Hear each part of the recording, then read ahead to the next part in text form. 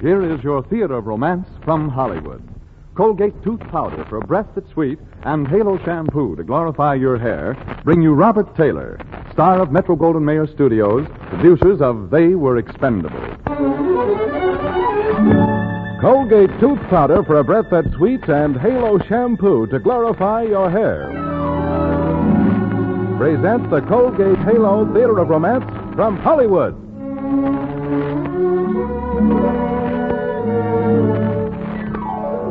Tonight, we give a warm welcome to Robert Taylor, recently an officer in the United States Navy, today, again, a star of Metro-Goldwyn-Mayer. Mr. Taylor has chosen the Lloyd C. Douglas great universal story, Magnificent Obsession. Here is your play, and here is your star, Robert Taylor.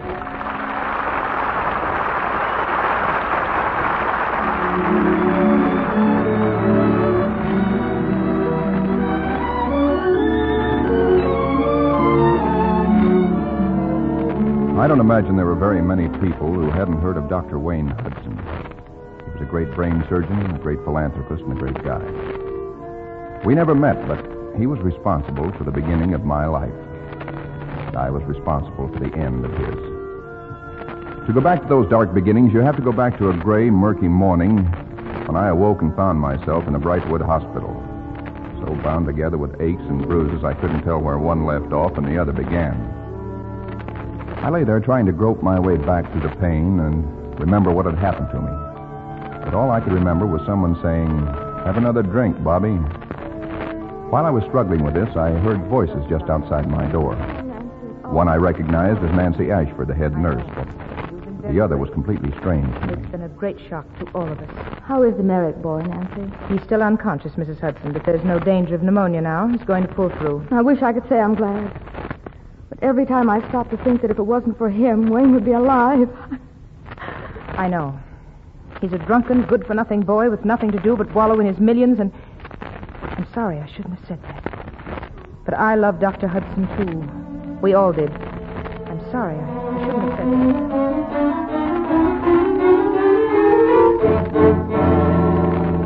I lay there listening, and the words clawed at my mind and ripped at my guts. And suddenly I was shouting, "Mrs. Ashford! Mrs. Ashford! Mrs. Ashford!" Yes. Yes, Mr. Merrick. What on earth is wrong? What am I doing here? What's happened to me? You've had an accident. You're going to be all right. You must be quiet. You disturbed the other patients. I'm sorry. I must have had a nightmare. I dreamt I heard you talking. Dr. Hudson isn't dead, is he? He's here at the hospital, isn't he?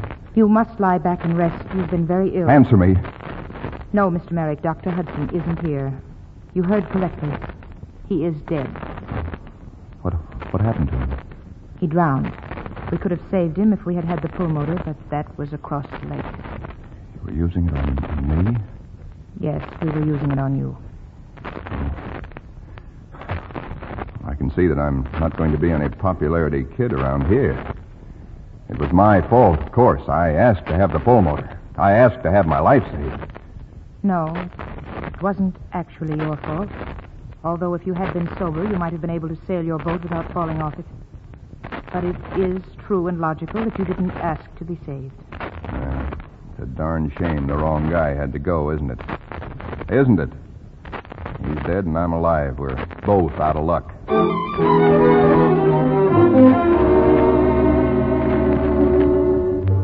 I left the hospital a few days after that.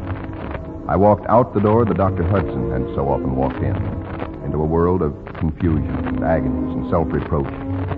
I don't know how I passed the next few weeks. All I remember is that I walked day after day, night after night across the Connecticut countryside, haunted by a man I'd never known. And then one night I met a girl. Her car was stuck in a ditch and she hailed me. Hello there. Could you help me a moment? I seem to be stuck. You certainly do. You're lucky you didn't turn over. You might have been badly hurt. What do you think I can do? Are there any farmhouses nearby? Perhaps I could telephone for help. Well, I don't know really, but I'm sure there must be. Come on, we'll go hunt for one. You can't sit there by yourself this late at night. We found a house not far down the road. It belonged to a sculptor named Randolph. He phoned for help, and we sat alone before his fire, warming our hands, our hearts. And for a while, I forgot and was at peace. Sitting there with her was like sitting in a church, listening to music. You've been very kind, and I certainly won't forget it. I know I've been no end of trouble. Oh, no, you haven't been any trouble at all. For an hour, you've had me almost believing I was happy. Aren't you? Is anyone? You're very young to ask a question like that. How about you? Are you happy? Not really. Not right now. But I was happy, and I will be happy again. I don't believe that anyone has a right to brood over grief until it shadows his whole life. Well, that's easy to say. Suppose you found it impossible to escape. Suppose the shadow became so big you didn't even want to live anymore. A strong person doesn't let that happen. You have to be able to conquer sorrow if you're going to live at all in this world. Why are you smiling at me like that? I was thinking that probably you know very little about real sorrow. I was thinking that you're very young to say a thing like that. The car's fixed. It's out in front now. Oh, thank you very much. Certainly is a peach of a car. It looks just like the Packard Dr. Hudson used to drive around here. It is. I'm Mrs. Hudson. Oh. Good night, and thank you so much for your kindness. You're coming with me, aren't you? No, I think I'll just say goodnight here if you don't mind, Miss Hudson. Can I give you a lift somewhere? No, I don't think we're going in the same direction. Oh, I'll be glad to take you any place you want to go. No, thank you. That won't be necessary. Good night. Good night. Good night, Mr. Randolph. Good night, Mr. Randolph. Oh, how silly of me. You haven't told me your name. No, I haven't, have I? Well, the name's Merrick, Mrs. Hudson. Bobby Merrick. You still want to give me a lift now? Good night, Mr. Merrick. So, you're Bobby Merrick. Yeah. Dr. Hudson was a close friend of mine. Oh, don't go. I'd like to have a talk with him. I'm sorry. I'm not in the mood for talking. I'm a little tired. Oh, I won't keep you but a few minutes. But I think you should know a little about Dr. Hudson and an obsession of his. I say obsession, but I must add it was a magnificent obsession. You know, when I first knew the doctor, I was an ordinary stonecutter. But now, thanks to him, I'm a sculptor. What did Dr. Hudson have to do with it? He taught me how to make contact with the source of infinite power. What? Oh, don't look like that. I'm not crazy. The philosophy involved is as old as the most sacred book in the world. Oh, well, I'm afraid I don't know very much about religion. Well, it was Christ who originated the science of generating human power, and so successfully did he practice it that he's more alive today than he was over 1,900 years ago. And once you establish contact with that power, you can fulfill your destiny. Sounds a little confusing. No, it's not. All you do is go out, find people who need help, and give them help. And whatever help you give them must be in absolute secrecy. You must never let anybody repay you. You know, Dr. Hudson lived almost his entire life with that creed. If you live by it, that might be a way of squaring things a bit. I think if I were you and felt the way you do, Merrick, I'd do everything I could to fill the spot Dr. Hudson left empty.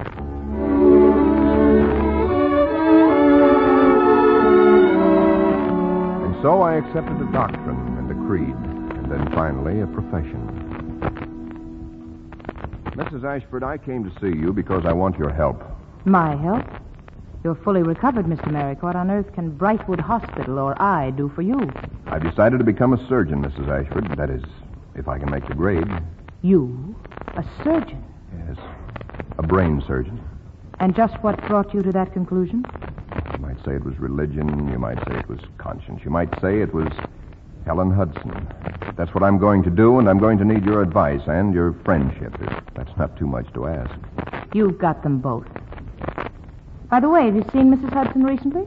No, not recently. She's downstairs now trying to hail a cab. Downstairs? They'll be hard to get in this rain. Why don't you offer her a ride home?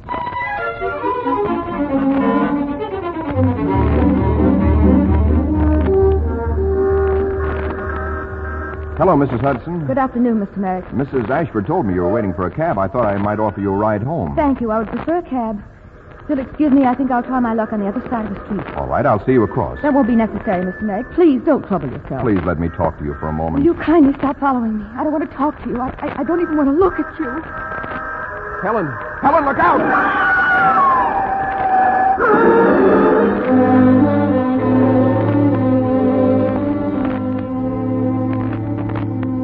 Well, Mrs. Ashford? Dr. Ramsey says she's going to live. Thank God for that.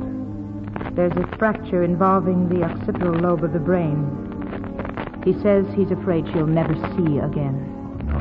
No, I don't believe it. I don't believe it. Have you any idea at all what these specialists are going to charge you? As your lawyer, I want to... All I'm interested in is whether they'll examine Mrs. Hudson. Oh, 5 of them agreed to meet in Paris for consultation. Good. Now, how about her stocks and bonds? Have you checked on them? They aren't worth the paper they're printed on. All right, I want you to replace her bad stocks and bonds with some of my good ones. As your lawyer... She must have a steady income. You'll have to arrange it somehow. And, Hastings, I want you to promise that you'll never say a word about this to anyone. During the months that followed, I saw Helen every day, although she didn't realize it. Her maid would take her across the street and leave her sitting in the park. I planned my study so that I could be there at the same time. And then one day, her maid was late, and I offered to see her across the street. In that manner, Helen Hudson and I became acquainted again. Thank you so much, Mr. Robert. Oh, Mr. Robert. Were you ever by any chance connected with Brightwood Hospital? No, but I'd like to be someday. I'm studying medicine. Why did you ask? Your voice seemed so familiar that I thought perhaps I'd met you there.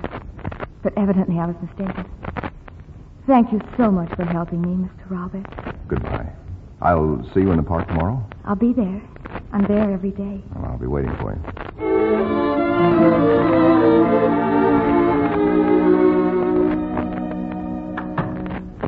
Hello, Nancy. Bob, what on earth are you doing sitting in my office in the dark? Oh, thinking a little, praying a little, I guess. Helen's sailing for Paris tomorrow for a consultation. I just left her. She's very frightened. She hasn't said so, but I can tell. You love her very much, don't you? Love her? Oh, Nancy. To me, she's everything a woman could be or should be. Love her. It's such a little word. I worship her. I adore her. Oh, Nancy, you shouldn't have asked. I know so well how hopeless the whole thing is. If her sight is restored, I can never see her again. She must never know who I am. You know, I had an idea you'd be in Paris for that consultation. They're going to phone me as soon as they know. If it's not a success, I'm going over by the first plane. She'll need me then. You know, Dr. Merrick, seems to me it's about time someone told you you're a heck of a nice guy.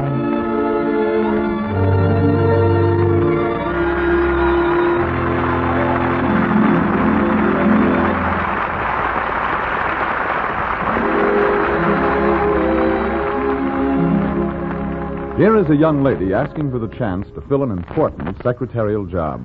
Well, Mr. Jackson, now that Miss Martin is leaving to be married, I wish you'd try me as your secretary. I'm very sorry, Miss Lewis, but I've just hired another young lady. But, Mr. Jackson, I thought you'd give me a chance. I know I can take your dictation. The complication is not dictation. It's a little breath of trouble. I mean unpleasing breath. Yes, that's why this young lady is losing out. It certainly is the case for Colgate tooth powder. You see, anyone can be the victim of unpleasing breath. It happens to thousands without their knowing, marks them down socially, brings them unhappiness, and they seldom suspect the real reason. Don't let that breath of trouble catch up with you. Do this. Brush your teeth night and morning and before every date with Colgate tooth powder. For Colgate tooth powder cleans your breath as it cleans your teeth. Yes, scientific tests prove that Colgate tooth powder, in 7 cases out of 10, instantly stops unpleasing breath that originates in the mouth. And when it comes to cleansing, money can't buy a dentifrice that will clean your teeth better or quicker than Colgate tooth powder. Remember the name, Colgate tooth powder, with the accent on powder.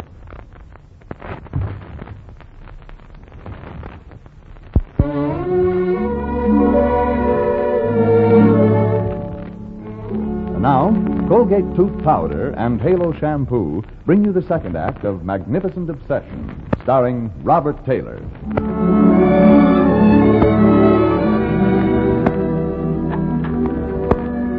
Hello, Helen. It's me, Dr. Robert. Dr. Robert. Oh, I can't believe it. Come in. Forgive me for dropping in on you like this without calling first, but What are you doing in Paris? I came to see you. You knew I needed you. Yes, at least I hoped you'd want to see me. You know, then, that I'm not going to see you No, again. don't say that. You're going to see with my eyes. Helen, you once said that we were friends. Will you let me be your eyes and your hands and whatever you need? I've nothing else to do the whole rest of my life but help you see whatever you want to see. Will you? You're very sweet and very kind. I couldn't be that kind of a burden to you. Burden? Don't you understand? Don't you know how I feel? Don't say no until you've thought about it.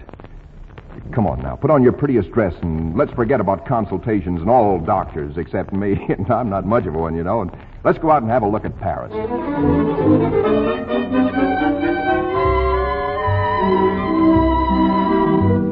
You know, I actually can't remember the last time I went dancing. Are there many people here? Oh, yes, hundreds of people, and not one girl in the room as lovely as you. How about another ride on the carousel? Oh, not for a while. I'm still dizzy from the last one. Hey, there's a sword swallower over there. Let's have a look at him, huh? Is he swallowing it? Yep, there it goes. Isn't that wonderful? Not nearly so wonderful as hearing you laugh.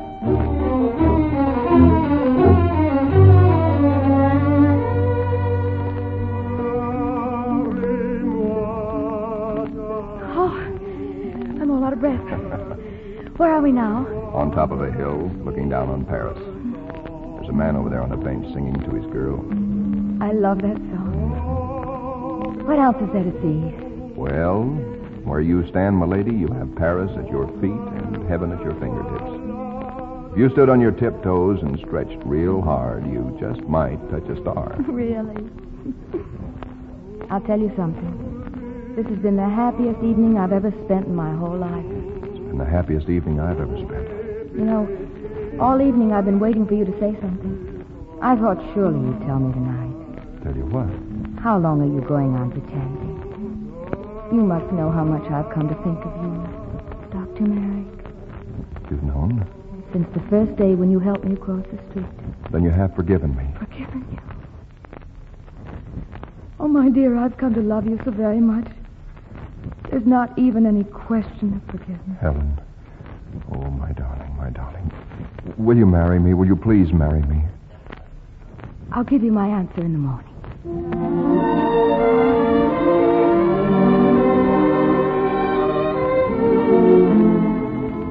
She was gone in the morning.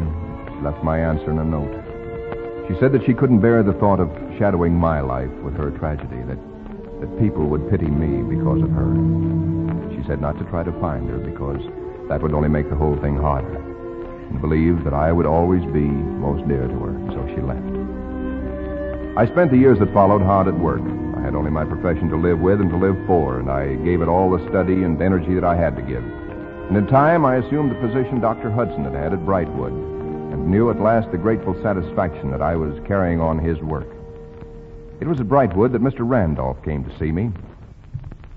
I'm afraid you don't remember me, Dr. Merrick. Of course I do. The stonecutter. The man with a theory. That's right. Dr. Hudson's magnificent obsession. Isn't it an obsession with you by this time, Dr. Merrick? Well, You've become a great doctor at a very young age, given with real generosity, founded clinics, donated to medical research. I didn't do that to better myself in any way. Oh? No. I did it for one person. A woman I cared a great deal for and lost. I see. She needed the kind of help the doctors can give.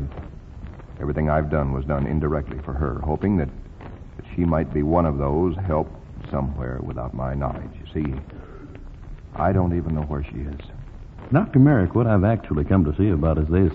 Not long ago, I was called down to Virginia to select marble for some restoration work going on down there, and while I was there, I happened on a very unfortunate case, but one that links us together again quite logically. In what way? Well, this case affords us the opportunity to complete a circle. The knowledge that I pass on to you was given to me by someone very close to a woman who's now blind. She's Mrs. Hudson. Helen? Yes.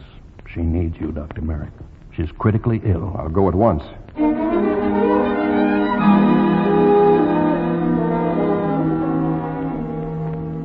They're waiting for you in the operating room, Bob. Nancy, I don't think I can do it. Look at my hands. I can't hold them still. Yes, you can.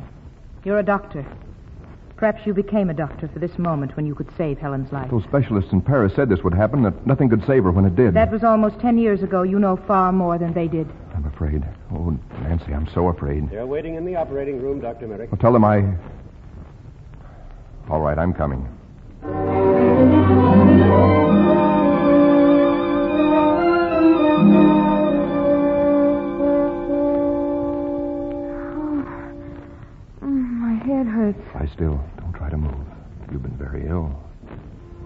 Bob, Yes, darling.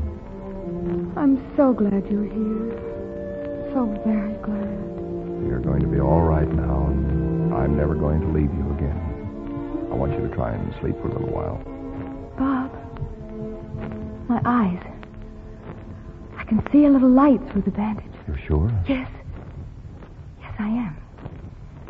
What does it mean? It means that the pressure has been removed from your eyes.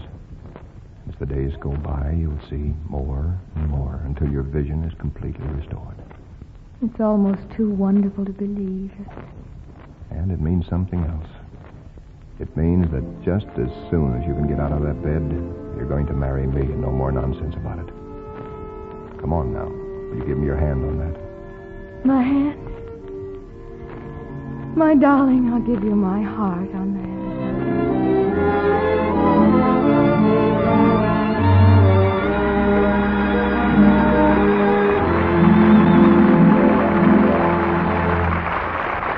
The curtain falls on the Gene Holloway adaptation of Magnificent Obsession. Our star, Robert Taylor, returns in just a moment. Halo, everybody, halo. Halo is the shampoo that glorifies your hair. So halo, everybody, halo. Use Halo shampoo if you want naturally bright and beautiful hair. For soap shampoos, leave a film on your hair. But Halo contains no soap, therefore leaves no dulling soap film. The very first time you use Halo, you'll notice your hair glistens in all its natural brilliance. The deep, full, natural color and luster comes sparkling through like sunshine through a clean window pane. And remember, even in the hardest water, Halo makes oceans of rich, fragrant lather. Halo quickly carries away loose dandruff, grease, and dirt. Needs no lemon or vinegar rinse, because Halo leaves no dulling soap film. Nothing to hide your hair's natural beauty. Say hello to Halo and goodbye to dulling soap film. Use Halo on your children's hair, too. Get Halo shampoo at any cosmetic counter. Remember, Halo glorifies your hair. So halo, everybody, halo. Halo shampoo, halo. Colgate tooth powder for a breath that's sweet and Halo shampoo to glorify your hair. Join in a warm welcome to Robert Taylor. Our thanks to Metro-Goldwyn-Mayer, producers of They Were Expendable, for making Bob's appearance possible. And to Universal Pictures, producers of Frontier Gal, for Lloyd C. Douglas' story, Magnificent Obsession. Thanks, Mr. Taylor, for a swell show. Thank you, Frank. I'm happy to have appeared in the Colgate Halo Theater of Romance tonight. This is my first radio program since returning to Hollywood, and that old CBS microphone sure looked good to me. Next week, you're certainly in for a treat. Metro-Goldwyn-Mayer's fair young lady, Susan Peters, will appear in Leo McCarey's wonderful story, Love Affair. Her leading man will be one of the greatest young stars of today, Van Johnson. See you soon. Good night and good listening.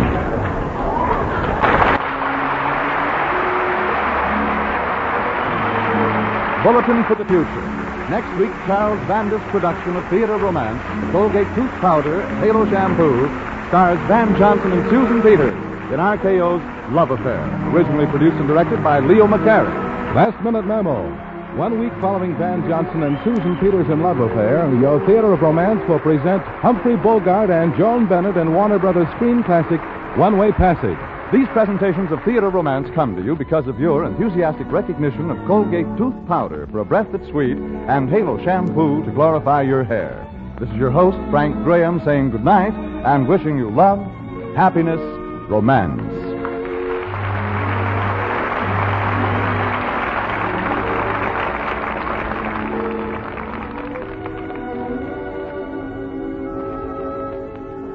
Mrs. America, here is a message from Secretary of Agriculture Anderson.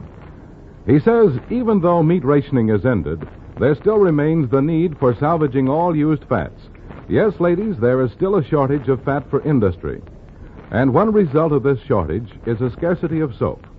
So if you want to see a plentiful supply of soap in the stores, do save and sell all the fat you possibly can. Just remember, where there's fat, there's soap. Your butcher still pays 4 cents a pound for your used cooking fat. So fill a tin and turn it in. This is CBS, the Columbia Broadcasting System.